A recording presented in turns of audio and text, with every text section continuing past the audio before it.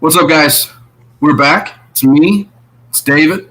We're here to recap Big Brother All Stars, the Wednesday episode, which is the Veto. But just to let you know, in case you didn't already know, we did miss Monday. Unfortunately, the football game went a little bit long. We weren't able to get on here because, unfortunately, David, you have class. I have work. It would have been midnight, 12:30, before either of us kind of went to bed. So we decided we just recap a little bit today and go over today's episode. So do you want to kind of let everybody know what happened on Monday's episode? Yeah, so having the episode be late nonetheless was just awful, but watching my Patriots get destroyed or play super ugly was bad in itself, so I just wanted to put that out there. But I wasn't going to talk about your Patriots there, but you thought you were getting the benefit of watching them, and then they just looked terrible. Right. So that was awful, but nonetheless, I mean, not a lot happened in Monday's episode. We see Cody win HOH, and before that, we just kind of have the fallout from the triple eviction. I guess, spoiler alert, the three people who went were Kevin, David, and then Danny, and the HOHs were Memphis won the first HOH in the triple, and then Tyler won the second one. The big storyline of the triple was Tyler and Christmas trying to get Enzo to flip and get Nicole out during the first eviction, I guess, or like the second eviction of the night. So they tried to get Enzo to do that. He didn't want to do it. He just basically stuck the course and stuck with Cody. And that left Tyler and Christmas on the bottom. And then we see Cody win HOH, and he puts up Tyler and Christmas, And basically they're the two targets, and this week he's looking to get rid of one of them. So it was the right move right now for Enzo to stay the course because Cody winning HOH has definitely helped him here. Yeah, man, that triple, that could have gone so many different ways, and I was hoping that somebody would take a stand and make a move, but like we've been saying, like I thought maybe it would be a time to get Cody or Tyler. It would have been Tyler, but Tyler won that HOH. And that move to try to flip the vote actually comes into play in these next couple of episodes. So like I said, after the triple, Cody wins HOH on Monday. He nominates Tyler and Christmas. The reason he nominated them, hey, what's going on, Cody? The reason he nominated them is simple, right? And this is the guys, we're reviewing Monday's episode real quick. We won't take too long on it, and then we'll get into tonight's episode. But it's pretty simple why he nominated them. They were the two votes that didn't go with everybody else. It's pretty easy when you're aligned with everybody and you got two people that aren't voting with you.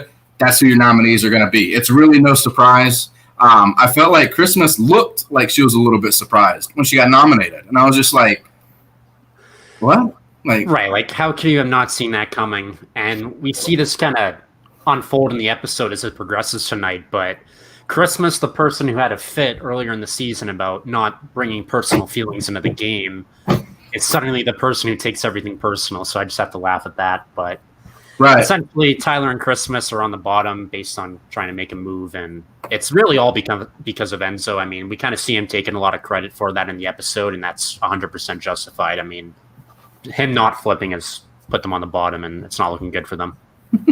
Christmas is an idiot. Yeah, we'll get to that. Don't worry. I have plenty of Christmas takes, so stick around. You'll hear them. But yeah, and I just would like to clarify as well, if anybody who watches our videos does not remember, I believe preseason one of us chose Enzo to win the whole game. I mean, and look at where he's at right now. He's in a good spot for the short term. I mean, look, a lot of people were giving him hate during the triple eviction. Like Janelle was going off on him on Twitter, calling him a lot of profanities for not flipping. A lot of people on Reddit aren't a big fan of him right now. But look, that was kind of the right move in the short term because Cody winning HOH, I mean, there's a good chance Cody wins that HOH regardless of whoever stays, even if Nicole gets voted out. So if Cody wins the HOH and Enzo flipped to get out Nicole, Cody could easily just throw Enzo up there, and there's a chance he goes home, and it's time to clip Enzo.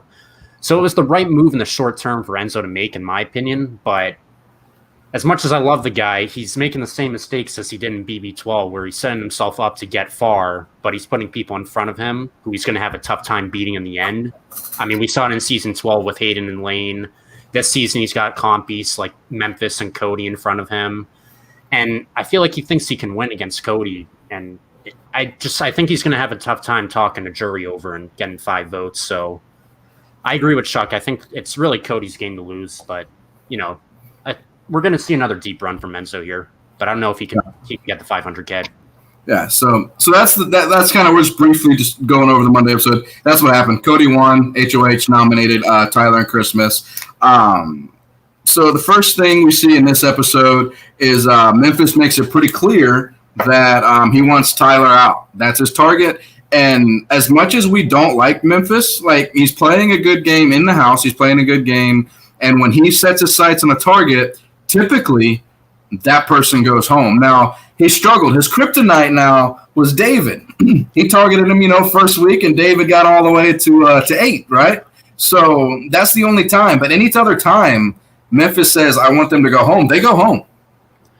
And it's weird because, as you said, like, everything he's wanted to happen, with the exception of the whole David saga, has happened, because when he won his first HOH, he wanted to get rid of everyone's safety passes, and he got that to happen. And it's just crazy because he's so polarizing, and he's just so, like, condescending and obnoxious. We've talked about many times how his social game is terrible, yet people still want to keep him around, and people are still looking to keep him in the end. And, he has a decent resume up until this point. I mean, he's won comps. He was part of a big alliance.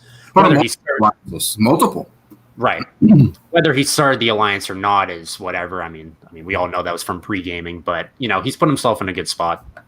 Right. Yeah. And Chuck here says Memphis needs to make a big move to win. I don't think that's necessarily the case for Memphis, because it seems to me like this jury is going, well, for the most part, this jury is going to respect comp wins and alliance loyalty, right? Because you have Christmas, who takes pride in competitions. Cody takes pride in competitions. Enzo takes pride in loyalty, right? So you have these, and he's been loyal to them, and he's won competitions. The only people that I see could be bitter right now would be Davon, and that's it, really. Do you think Nicole, if Nicole goes home, Nicole would be a bitter juror? I think so, and it's funny you asked that, because I feel like her actions tonight and her obsessing over a game move and Tyler and Christmas trying to flip the table on her, she's been taking that really personally the last few episodes. Like, again, God forbid people try and play the game, and I don't know. I think we're heading towards an emotional jury, and I think Memphis's biggest move is going to be having to try and convince a jury to vote for him, because I feel like people like Ian, Davon, David, Kevin, like, that's 4 people who I feel like he's going to have a tough time talking in order to get votes from them. So if Memphis is able to get to the final 2 again, he's going to really have to do a good job in the final speeches. Yeah, and Cody, this is attributed to the big alliance. They've won everything, with the exception of, I believe, one HOH, right? Is the only one. They only missed one HOH. Am I right? Am I wrong? I think so. And the one HOH was Enzo, right? Who's an affiliate of the alliance. Yeah, that's it. So they've essentially had power the whole time. So it doesn't surprise me, especially when you're not nominating David every week. You're nominating Janelle, Kaser, Kevin. 5 times or 6 times? Like, it doesn't surprise me. What I was looking at tonight was the fact that 3 of the 6 house guests also, 2 of them have never been voted out of Big Brother, right? Memphis and Cody, and you still have a winner there. Why is that not becoming a thing? Why are you just letting people who've never been voted out and a winner have a 50% chance? It doesn't make sense, right? Like, I would think you'd want to get them out. I mean, it's just perfect opportunity to get out Nicole. Like, all right, she's had her great runs in Big Brother. She's already won the game. Why not clip her? Tyler's already came within 1 vote of winning. Why not clip him, even though that may happen this week? We'll see. Christmas came in 3rd. Yeah, like, a lot of these players left. I think all of them left, like, the lowest placement is 3rd. So, I mean, some people, it's going to be interesting to see some people we haven't gotten voted out yet get eliminated. Right. Yeah, so then we get to Nicole and Cody, who are talking in the HOH room, and Nicole goes, who are you leaning towards getting rid of? Like, who do you want? And he says 55-45, he wants Christmas gone. Because Christmas is in the second Wise Guys, right? So he wants to get rid of that, and he wants to consolidate the Wise Guy Alliance.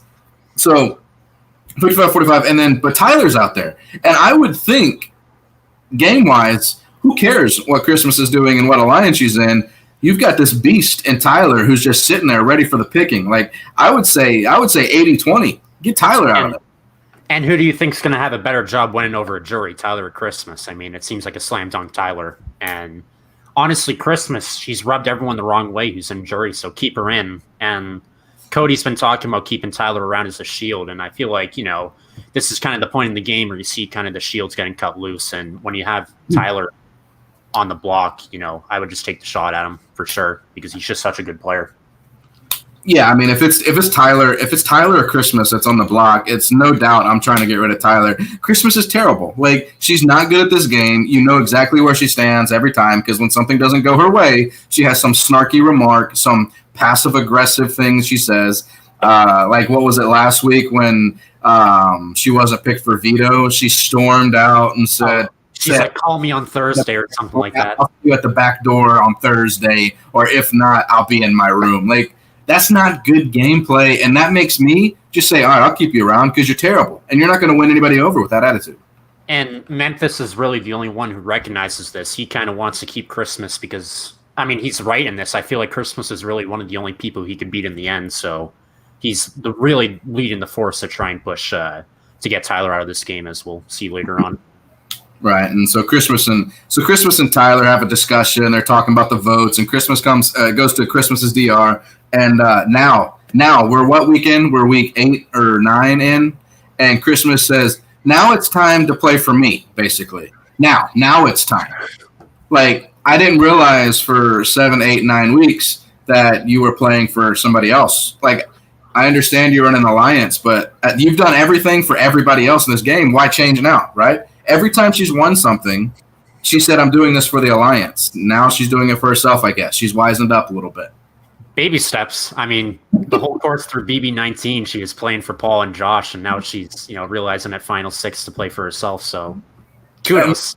Maybe if we see her again, I hope not. CBS, don't bring her back. she'll start off the game playing for herself to win. Because somebody put in the chat as well. I don't see it now. Somebody said she has no. There it is right there. Chuck said Christmas has no chance of winning.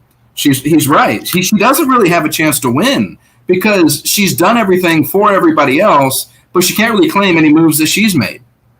Everyone who has left and gone to jury has left with a little resentment towards Christmas. So we could be looking at her joining Memphis Garrett as the only unanimous runner-ups in Big Brother history. So we'll see. She's the perfect person to take the end. It's comical at this point. Like, she does this and she brags about her comp wins, but she's done nothing with them, and everybody hates her when they leave. Right. It's like the worst scenario, right? But anyway, so I could talk about. I'm sure Christmas as a person, a lot of people probably disagree when they watch this because she has that history with trying to run somebody over. I'm sure she's a good person outside of the house. I'm strictly talking about her gameplay, and I think it's bad. I think it's horrible. I think it's not good, and I think we can agree on that mostly.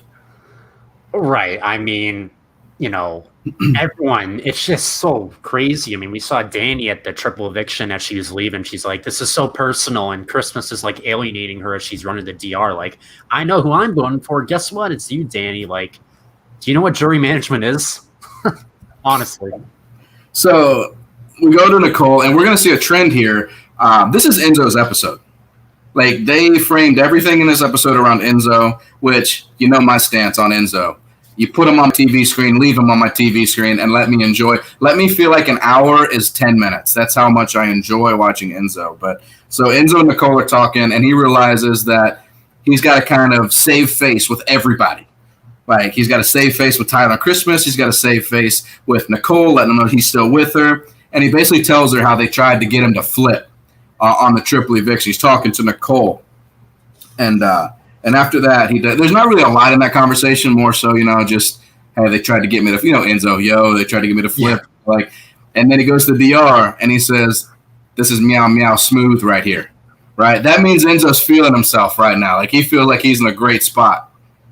And like I said, he now has Nicole indebted to him. He has Memphis who wants to take him to the end. He has who do you call it? Cody, who wants to take him to the end. So he's well positioned to get to the end, but I don't know how he's going to be able to win over a jury. It's going to be really tough for him. So, he's playing good in the short term, and I think it's time for him to get a little cutthroat here. I mean, he keeps talking about wanting to make big moves, so we'll see. But he said it right after this. He said he's going to lie, and he doesn't care who he lies to, which to an extent, that's true, because he's lied to. Has he told the truth to anybody? Was it Cody? Is Cody the only person he tells the truth to? Yeah, I mean, him and Cody, right? He only really is truthful with Cody because he wants to make sure this Jersey Final Two things becomes a reality. But I would say only Cody. Yeah, so he's basically telling the truth when he said he lied. He's going to lie to everybody. Then we got Cody at Christmas. Yeah, what a cringeworthy moment this was. Good grief. Good grief. Do you kind of want to go over what happened here? So basically, Christmas comes in, and she's emotional being put on the block by Cody. And, as I said already, she's the person who's preaching about not bringing emotions into the game. I mean, we saw that in that fight with Bailey and Davon, and now she's the one getting all emotional and using that to her advantage. So take it for you will, but she's genuinely crying about it. But then she just kind of, brings out the waterworks, and Cody just reads right into this. She's like trying to play the emotional card, and she's just saying like, why would you put me on the block? Like, God, I'm just taking this so hard. It's been a rough few days. And Cody's just reading right through. He's like, this isn't working at all. So just another cringy moment in a cringy season. I enjoy. I 100% enjoy. And not because this is Christmas, crying. And I enjoy that Cody reacted the way he reacted. Like, to me, that's perfect, right? When you're in a game and somebody comes in crying, do the best you can for a short period of time to make them feel good about themselves. Like, oh, it's okay. Like, it's just a game. But after a certain amount of time, which I'm sure, I don't watch the live feeds, guys, anymore because I'm doing this show right now, but I'm sure that was longer than 15, 20, 30 minutes. Like, that had to be a while. And at some point, you just have to be like, I don't care anymore. Like, the game, like, you did this to yourself, which she did. She did it to herself. She put herself in this position, right? So I enjoyed it when he said, doesn't care, don't change. And he said, leave emotion out. So I liked Cody's reaction. That's how I would respond if I were in the house. And he did a good job of, holding it in, because we see in his DR, he's like itching to say to Christmas, like, stop the crying. Like, I don't care. Like, you're staying on the block. So he did a good job of controlling his emotions in that scenario. But yeah, I mean, Christmas just did it to herself. And as unfortunate as it is, we're applauding her and Tyler. The BB community is applauding her and Tyler for trying to make a move, but she did to herself. They waited too long. Right. Waited far too long. They had other opportunities. They waited until the numbers were too small and the alliance was too tight. So that's why we've been saying for 2 or 3 weeks, now's the time. Like, shake it up. Break the alliance up. Reassemble somebody new in a better position. They didn't do it. They took a back seat and they cruised along, and now they're on the bottom. Right, and it's a numbers game, and when there's more numbers, like when there's 9 people left instead of 6, that offers some flexibility, but when it's just 6 people left, that's 3 on 3, so it's 50-50 shot. You're either screwed or not, and they just waited too long. Yep. And then we've got the Tyler Memphis conversation. I really appreciated this conversation that they had. Basically what it is, it's Tyler used to watch Big Brother with his father. And that's why he started to play, or he wanted to play the game, was because he watched it with his father. His father passed away. Memphis on the opposite end. We see a more of an emotional side of Memphis, not something we normally see. He says in the show, I'm not breaking any news here, but he says in the show that he grew up without a father in his life. He had parents separated, remarried. His father came back into his life and passed away a year later. And they had kind of a discussion. And these are the things that if I had the live feeds that I would enjoy listening to. Are these kinds of human moments. You get to learn about the person that's outside of the game. Like, in the game, we know Memphis is cutthroat. He's arrogant. He's rude. But when you see this conversation, you see there's also a human being inside this player in that house. Right, and I definitely think it's important to show those moments. I mean, it's great to see a softer side of Memphis, and it's touching to see how Tyler, when he's in the Big Brother house, still feels a connection to his dad through the game. So I love seeing these scenes, these human moments, because it tells the viewers, like, yeah, these people are, aggressive game players, but there's a human behind them. And once you walk out the door, life resumes and you get to see them for who they really are. in these little That's what snapshots. People forget. Like when I get on Twitter and I see some of the stuff people are saying about other players, other house guests, former players, and their families, stuff. I'm like, guys, these are people. Like you wouldn't say some of those things to their faces, but because you're anonymous, you're behind a keyboard, you say a lot of crazy, dumb things. And these kind of moments, I think they should show more because it would make people reluctant, I think, to say certain things to them on Twitter. Maybe I'm wrong. I could be completely wrong, but I think it would.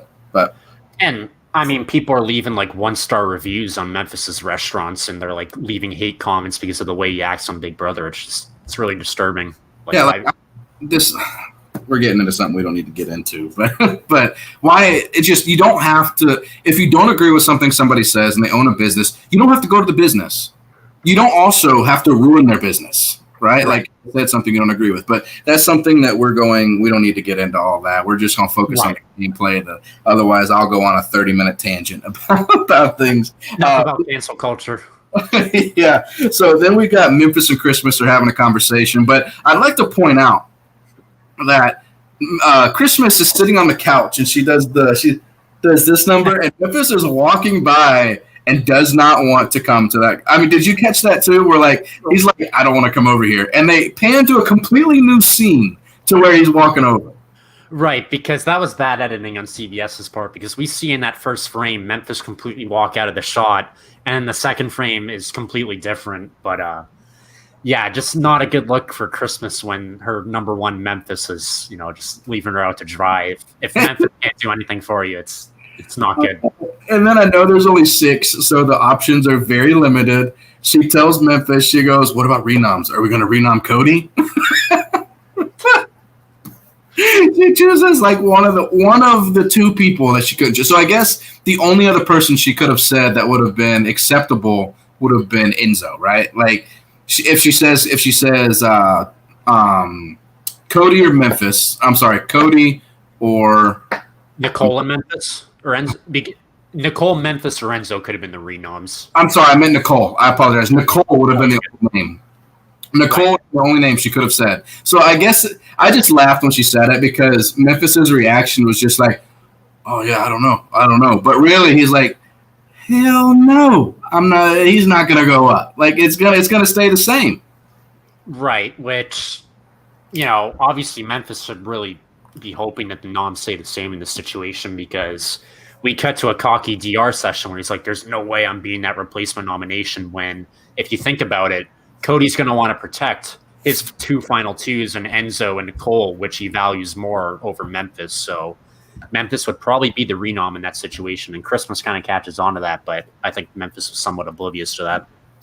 Yeah, and then we get to Enzo and Tyler, and Tyler's basically, he understands, look, it's going to be me, so he's pulling out all the stops. The only problem is the guy he's talking to has his hands in everything and already knows about everything, so Tyler decides to bust some news up on Enzo and let him know that, hey, there's a 6-person alliance. And I was waiting for this DR from Enzo too, by the way. But Tyler's like, yeah, man, there's a 6-person alliance. Like, we've been working together since week 1. And Enzo's like, oh, bro, that's not cool, bro. Like, we gotta fix this. Yeah. And then they go to the DR.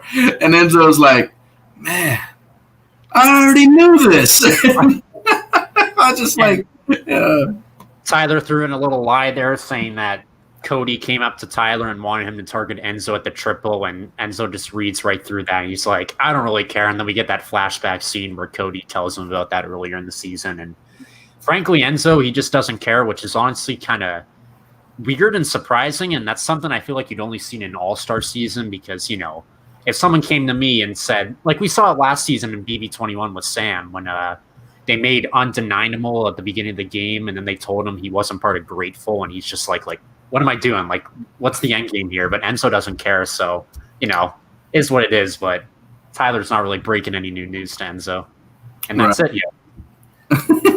And he's playing it's interesting because he's playing the same game, but vastly different at the same time, right? So he's playing that slick social game that he played in his first season, but he had the majority and created the alliance. This time he's playing that same social slick game with everybody and as everybody's friend, not making enemies, but he's not in the alliance, and he's just coasting on the side of the alliance. So he's proving to me that his social game is probably one of the best in any reality TV show we've ever seen.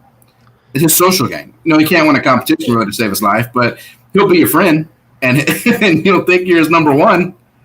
And he's been playing really well. I mean, I don't want to take away from what I said earlier, kind of bashing his game, but the beginning of the game, his game was flawless. I mean, he worked his way into being an affiliate of a large alliance, kind of like that JC of BB20 role, and he was able to win some early comps to establish himself as someone who'd want to be kept around and be seen as like a loyal or trustworthy ally.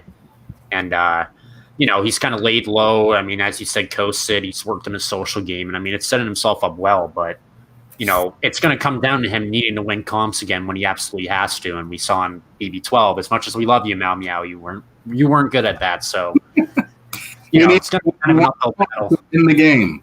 He needed to win one competition to win the game, and he couldn't do it. He could not do it. And that ate at him for 12 years, or was it? No, 11 years. I don't know. 11 years? Is that what it is, or 10 years? 10. I think it's 10, maybe. But this is BB22 plus one more. Okay, whatever. It's been about 10 years. So we get to the veto competition. I actually missed the very beginning of the veto competition because my dog got a hold of something he didn't need to get a hold of. So I was chasing him around the living room. So do you kind of want to go over what the competition was and who went first and how it went?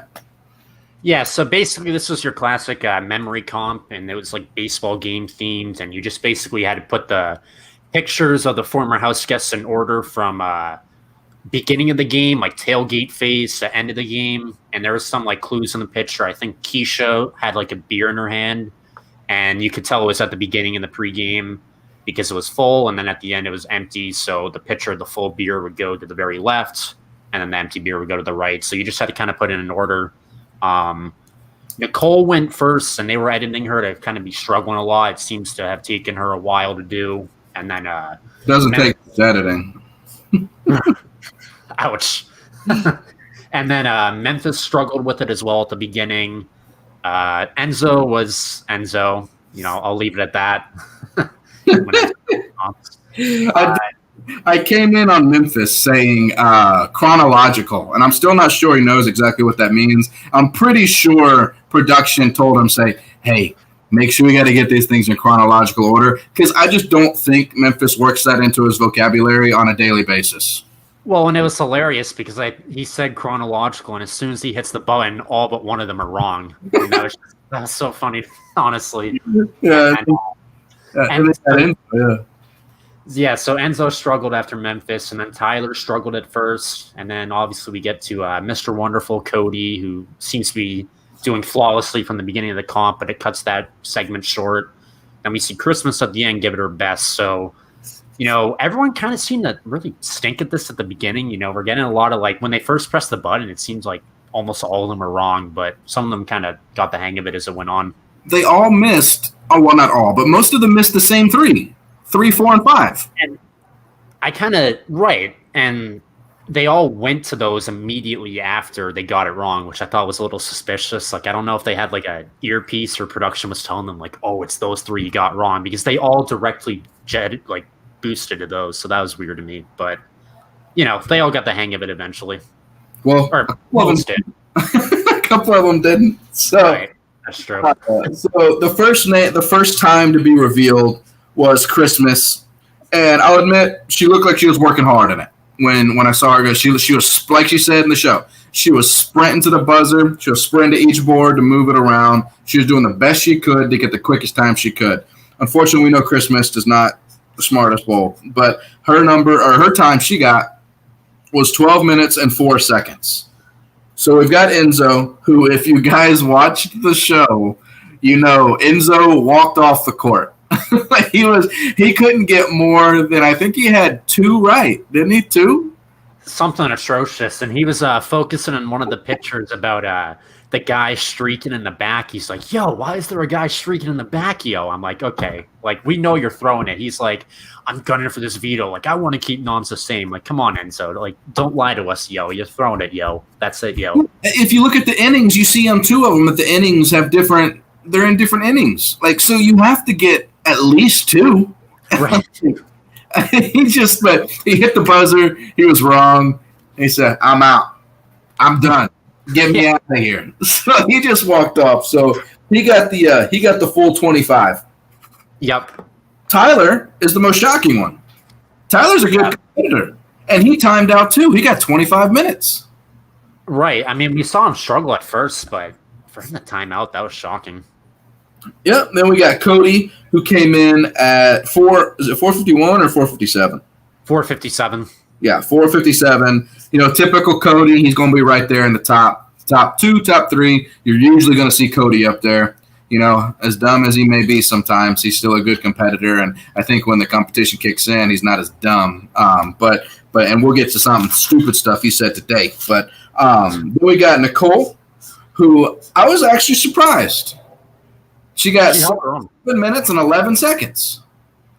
That's respectable for her.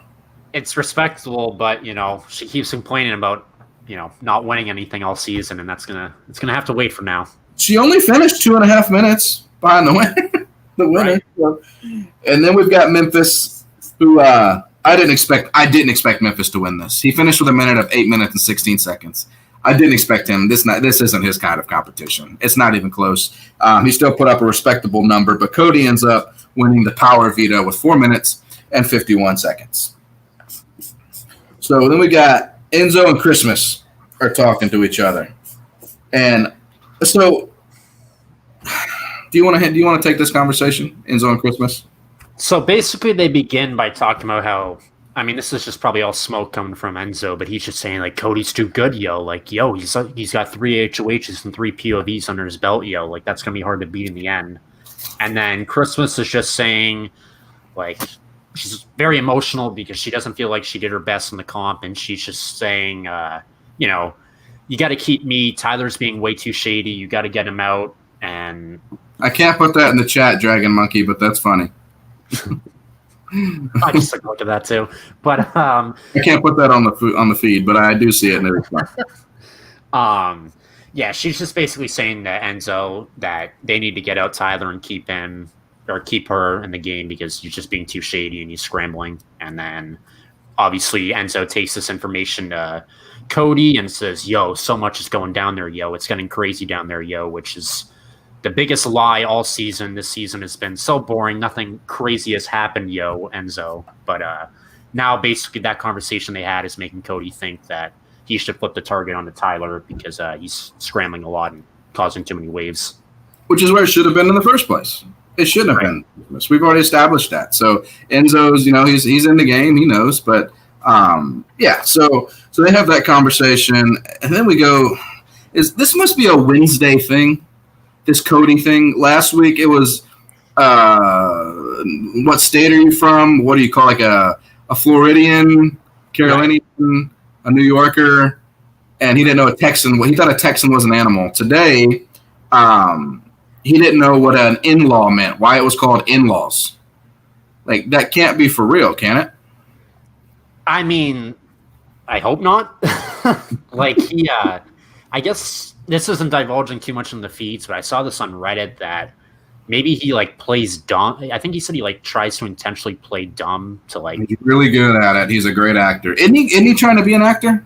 I think so, yeah. I feel like that was his profession that he talked about in his opening sequence. So that adds up, I guess. I still think he's kind of not smart, but that's just me, And then him and Enzo are just going on about in-laws relating to in lieu and, like, giving money to, like, your in-laws or something. In laundromat, and he goes, and in laundromat where my sister met my sister met her boyfriend and they got married, and that's where we launder the money. Right. It looked like Enzo and Cody are just like me and my boys when we go out just to get some drinks. We're BSing around, just having a good old time, not really caring who's listening. We're just talking. And Nicole kind of expressed that. She's like, they just sit there and they go on and on and on, and I'm just sitting there. That's like it is at home for me. Like when I go hang out with my friends, like we rag on each other. We make up stories that would never happen on what we would do. And then we drink a couple beers, and that's kind of what it looks like they were doing. Right. They were just talking a bunch of nonsense, and I mean, they're just quite the tandem duo together. It's, Maybe we'll see a comedy show of them two together or whatever in the future. And if you're Nicole sitting there, like, okay, that's interesting, that's fun. I'm noticing this. You should see, as far as the game is concerned, these two guys are riffing off each other, having a great old time, not even including me. Like, am I the third wheel? I don't think that clicked for her. And that's what I was thinking too. Like, she's got to realize, like, these people may be tighter than I thought. But let me ask you this: like, say that it's Cody, Nicole, and Enzo in the end, and Cody wins the final HOH. Do you think he picks Enzo, who he has the New Jersey tie to, or do you think he picks Nicole to go with them due to that relationship they have from playing already together? That would be a nightmare scenario for Cody because he made the wrong decision once. So he's loyal one time and lost the game. So worst decision in Big Brother history, taking Derek to the end. But that would also be a really tough decision in general for anybody, because if you're sitting there, if Cody is sitting there with the choice between taking Nicole or Enzo, if you take Nicole, you're taking a former winner. Do they get the votes because they're a former winner and got that far? Possibly. Do you take Enzo, who has all the social game and is great with words, people love him, and have the possibility of him swaying the early people out because Cody ran the game? Like, you know, I always forget the Ians, the Davons, maybe the Christmases, those people. Does he have a chance to sway those people? So that's a nightmare decision, but I think he would end up taking Enzo to the final two. I think that's who he would take. I think so. I think he realizes it's just way too risky to take a former winner to the end. You know, that's just really, really tough to do because, you know, as much as we all rat on Nicole, like, people are probably going to respect a winner getting to the end in an all-star season when there's only two of them to begin with.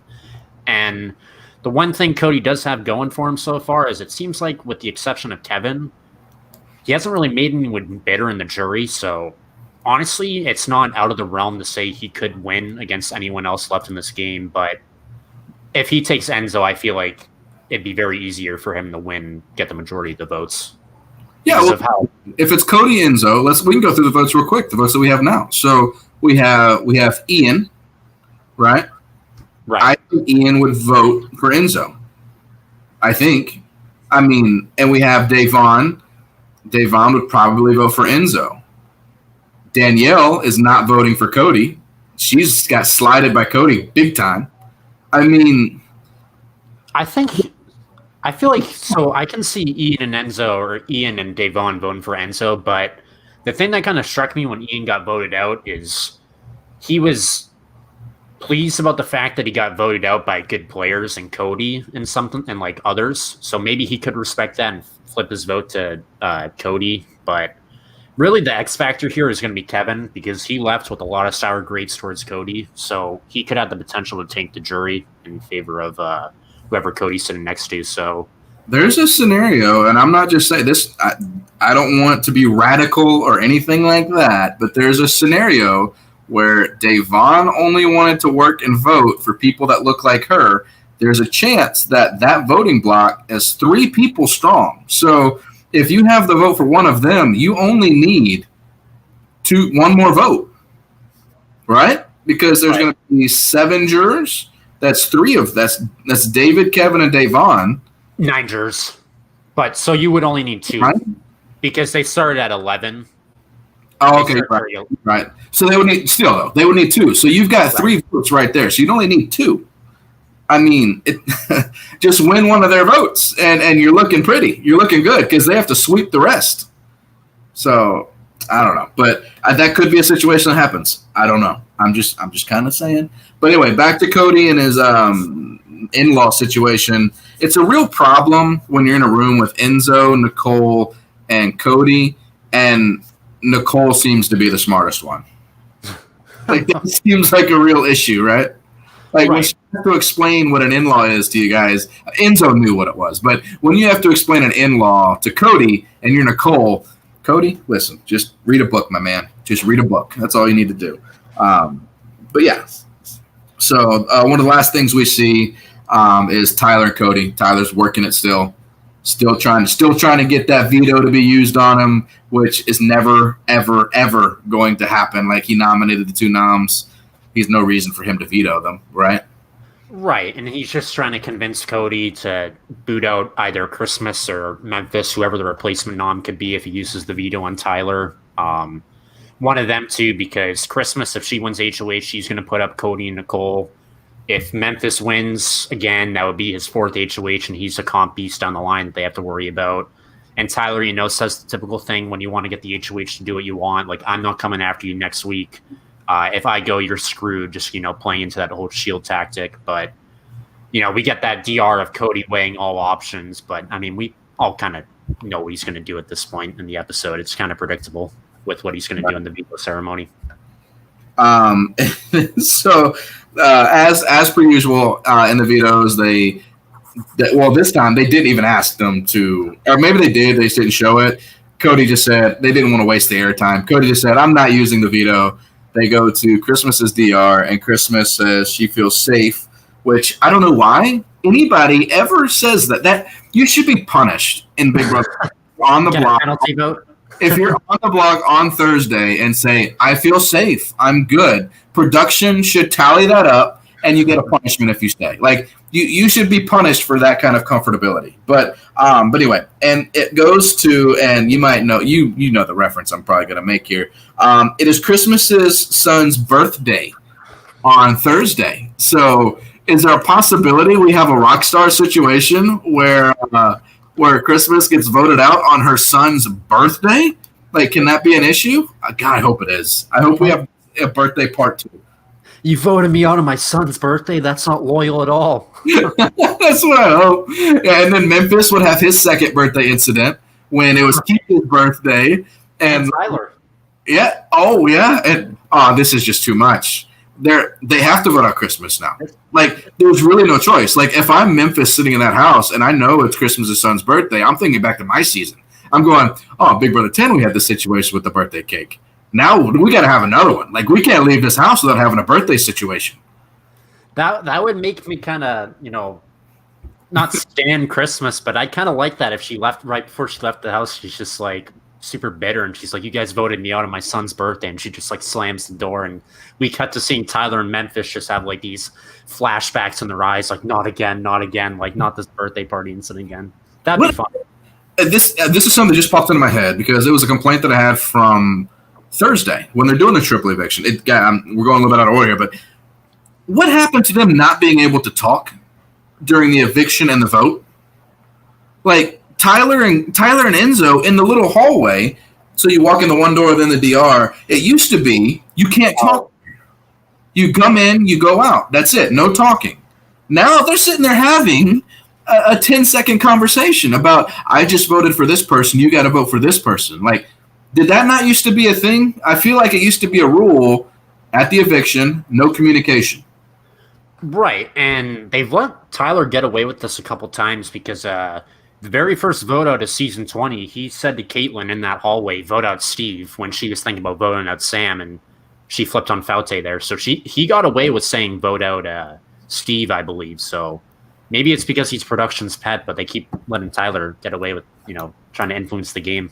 Well, then they pan to the, and I don't mind this as much. Like, it really bothers me that telling people who you voted for just after you vote and walking out. They pan to the actual nomination room or in the little nomination chairs, and people are out there talking about what happened and who's voting for who and that kind of thing. Like, that's a little bit different because everybody's in front of everybody. But there used to be to where there was no talking there either during the vote.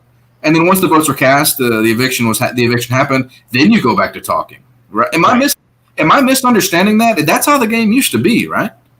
Right. It used to be very strict, and I guess the rules have loosened. I mean, that triple eviction, just from a production standpoint, was terrible. I mean, we got they put up the sign behind Julie Chen Moonves saying triple eviction when all the players didn't know about it yet. And she's like, let's keep this a secret a little longer. And then they all saw it right behind her. It's like cat's out of the bag. Like, good God. Just a disaster. Like, somebody lost a job. Somebody, as soon as that was seen, Julie Chen hit the button and she said, whoever's in charge of the media advertising and the graphics, they no longer work here. Like, that's what happened. That person packed their bags and walked out with the triple evictee. And at the beginning of the season too, when they forgot to unlock the have not door, like that person's fired too. I mean, What if so let's just have a dream scenario here where that person got a warning, right? And they said, hey, look, we don't need any of these errors anymore. Like, this is a big deal. This is the all-star season. No more mess ups. And then this man throws the triple eviction sign. Imagine it being the same person. Like, he has to know. Like, they call him, CBS calls him, and he goes, look, yeah, I know it. Yeah, I got to go. It's time for me to find a new place to work. But I mean, it was just so disappointing because that was probably the most hyped up episode in years. I mean, the most hyped up episode, at least of the season, the triple eviction, first one ever in BBUS, and it just got screwed up by the producers. So you know who saw that? Because I feel like Allison Grodner probably had like a button at her home, and like as soon as Tyler was like looking at the TV and nobody else was, she like hit the triple eviction button and then made it go away real quick, so only Tyler could see it. I don't remember who saw it first, but that's just kind of a thing that I probably made up. But anyway, speaking of Tyler, he says in his DR, the smartest move is to vote him out. He's not wrong. He's a legend. I mean, there goes without saying that his reputation precedes him from BB20. He's played all right in season 22 All-Stars here. I mean, it's clear he really didn't want to be here, but he's done all right. He's done a good alliance, but, it would definitely be the right move to put him out this week. And then we're going to finish with your girl and Russell Hance's girl, Christmas. We're going to finish this recap with Christmas. Do you know why? Why? Because at the end they did the Christmas soliloquy on the. Did you see that? Did you hear that? Where they did the Christmas music at the end and did like a little poem. I think I missed that. Oh God, you got to go back and watch that. Like it ended. I don't remember exactly what was said, but they took like a Christmas song and like made it into like a Big Brother like 3 or 4 liner, and they show Christmas walking around, and it's like jingle bells. I'm like, unbelievable. Right, because I think the only thing I caught was her talking about like her son's birthday. Or was that right after the son's birthday thing? It was right before the credits started to come on. Okay. Yeah, I'll have to take a look at that. I can't believe you missed that. Normally it's missing like the last 10, 15 seconds. This time it was you that missed the last 10 to 15 seconds. But you got anything else for the episode? Nah, I mean, I guess. What do you think? We'll just say this now. What do you think is going to be the final 2 at this point in the season? Or who do you think is going to be in the final 2? Man. I think it's going to be. I think it's going to be Memphis and Enzo. You think so? Yeah, because if it is Cody at the end, Cody has to win. I don't think anybody takes Cody to the end. So I think the final 3 will probably be Cody, Memphis, and Enzo. And then if Cody wins the HOH, he takes Memphis. But if he doesn't win, it's Memphis and Enzo. And that's what I think. I could be completely wrong. Christmas could stay and win out and win a bunch of competitions. I'm not saying that can't happen. She can't win the game, but she can get to the final 2. She could win. She could pull a Jackson Mickey and win 10 comps, and she'd still get shut out in the jury vote. Like, honestly. Yeah, there's literally no chance. But yeah, I think that's the final 3, and I think it kind of obviously varies on who wins the HOH. I think Cody, Memphis, Enzo, and my likely final 2 is Memphis and Enzo. That's what I think. That was my preseason pick too, Enzo and Memphis. That's what I picked. How about you? I don't know. I feel like Cody's just so well positioned here because he has people who want to work with him still. And a non-All-Star season would make so much sense to give Cody the boot right about now. But I feel like these personal ties with Cody, people are going to want to potentially take him even further.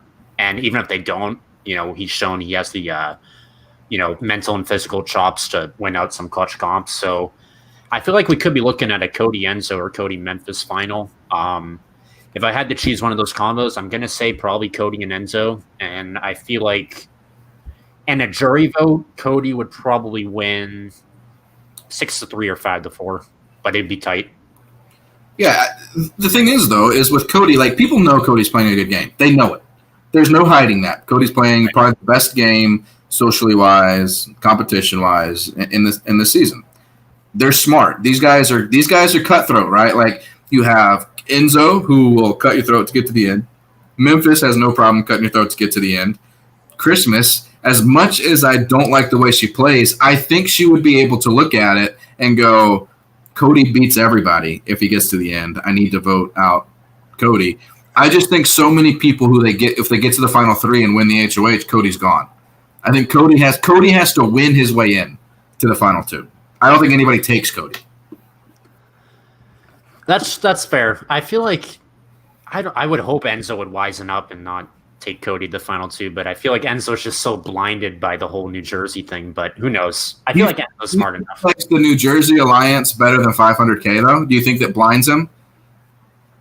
I don't think it's like, I feel like he's going to wisen up. I mean, I would hope he is, because that would rival Cody's move of taking Derek to the end. If Enzo did that with Cody, like that'd be so bad. So I feel like Enzo's smart enough to realize he would really have a tough time beating Cody. Yeah, I mean that's those three though: Memphis, Cody, and Enzo. Like it's really who you like. Like all three of them, I think, have the same chance to win if they're in the final three. Like I don't think there's any clear standout. Like you could say Cody, but Memphis and Enzo. Who do you think? I think Enzo probably wins that. Yeah, Enzo beats Memphis in the final two. Yeah, just socially, just because socially. Like because think about it, on the jury, you've got David, Davon, and Kevin. Memphis was after David for so long, and that's gonna I think that's gonna be a voting block. And I'm not saying that just because of their color. I'm saying that because of what Davon has told us in the season, and what Kevin has discussed with Davon, and what David feels he thinks is right. Like he wanted to work with them because he wanted somebody that looked like him to win. I just feel as if they're going to be a voting block, and Memphis attacked David repeatedly, so I don't think Memphis ever gets that vote. And Ian wasn't too fond of Memphis either, so that's 4 votes he's probably already lost. And once you've lost 4, it's hard to recover from that. So, Memphis. Danny's in there telling them everything that Memphis has done. Danny is spilling everybody's game. So, right, I feel like at this point, it's probably way too premature, but maybe Memphis and Christmas have probably already lost the game, in my opinion. We'll see how it goes. Maybe they both get to the end, and then that'd be the most 2020 final 2 ever. Memphis and Christmas. Imagine the Christmas, Nicole, Memphis final 3. Good Lord, have mercy! What a nightmare that would be. But But anyway, that's our recap, guys. Russell will be on. I think he'll be on Thursday for Surviving Big Brother. If you haven't already checked out the video, he did a player's performance. He dropped it yesterday, I believe, with Cowboy from season 5. Cowboy was also had a chance to. Well, he didn't really have a chance. They kind of rigged that whole thing, but He was an alternate for the All-Star season, and then I believe it was Big Brother 11. It was 11 or 12. Was it 11? It was 11 with comp, I think, that they had to win to get back in. Right. Cowboy had a chance to come back into the game in Big Brother 11. So check that out, guys. It's pretty interesting. We all like Cowboy. Cowboy's a super nice guy. Do us a favor. Like the video as well as you're watching. If you guys are watching right now, please take a second, like the video. It helps us. It helps the show. It helps Russell Hant's show. And helps Russell Hant's. So also, if you guys would like, we're both members of the Russell Hant's Patreon group. Feel free. You can join for as low as $5 a month. Come hang out with us. Have a good community. We got a lot of stuff going on. We've got online games. We got a sports page. All kinds of cool stuff. But come check us out. We will be back on. We're Monday now, right? Mondays. Yep. That's going to mess me up. But yeah, so we're back on Monday to discuss kind of what happens during the eviction and then what happens during the HOH and the nominations. Come check us out on Monday right after the show airs, guys. You take care. All right. See you guys Monday.